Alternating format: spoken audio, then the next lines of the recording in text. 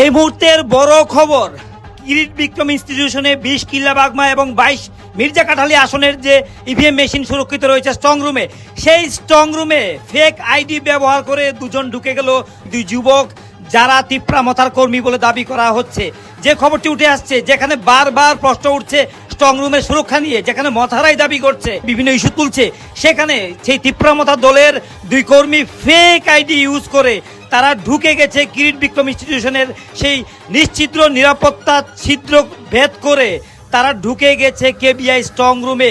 এই মুহূর্তের যে বড় খবরটি উঠে আসছে যে কিরিট বিক্রম ইনস্টিটিউশনে দুই যুবক ফেক আইডি ইউজ করে ঢুকে গেছে স্ট্রং রুমে এবং পুলিশের হাতে আটক হয়েছে তারা এবং তাদেরকে আনা হয়েছে আরকেপুর থানায়।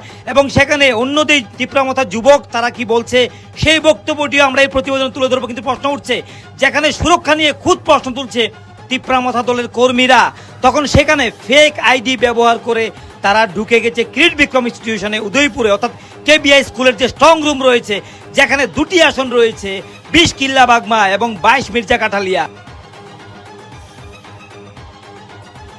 সেখানে ঢুকে গেছে সেই নিশ্চিদ্র নিরাপত্তা বলয়কে ফাঁকি দিয়ে তারা ঢুকে যাওয়ার চেষ্টা করে এবং শেষে পুলিশের হাতে তারা আটক হয়েছে। কি বলছেন সেই সমর্থকরা তাদের দলের পক্ষে আমরা শোনাচ্ছি। আপনারাই কালকে বললেন যে স্ট্রং রুম পাহারা দিতে হবে, সুরক্ষার দরকার, প্রশাসন চেষ্টা করছে, তাহলে আপনাদের দলের লোকরা যদি অন্যের আইডি ব্যবহার করে, এটা কি সঠিক কাজ?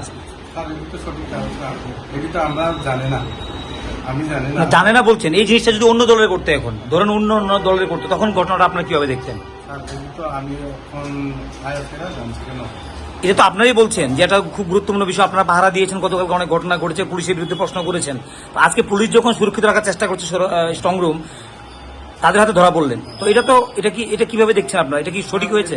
আমরা ওই সময় ফার্স্ট গেট যেটা আছে না, ওই সময় আইডি কার্ড ছিল, তারা আইডি কার্ড দেখতে ছাড়া মানে যারা ঢুকেছে তাদের নামে তো আইডি ছিল না, তাদের তো কোনো এখানে পারমিশন ছিল না, মানে অন্যের কার্ড নিয়ে ঢুকেছে তারা।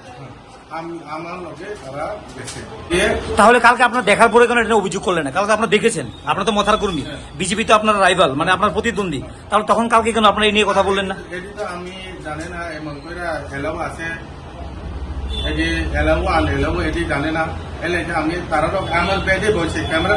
আজকে যারা ঢুকেছে তাদের নাম কি?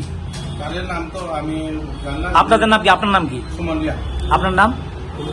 আপনার দুজন কোন দলের এখানে, কোন পার্টি? তিপ্রা মথার। আপনাদের এখানে কাউন্টিং এজেন্ট আপনারা? আমরা কাউন্টিং এজেন্ট, আমরা স্ট্রং রুম পাহারার জন্য।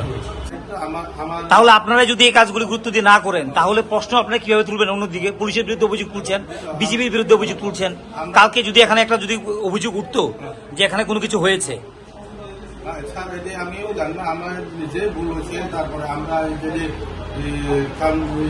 এজেন্ট আছে তাদেরও আমি জিজ্ঞাসা করতে না, তাদেরও জিজ্ঞাসা করতে না। ঠিক আছে, মূল ঘটনাটি এবং আপনাদের বক্তব্যটি আমরা শোনাবো সবাই।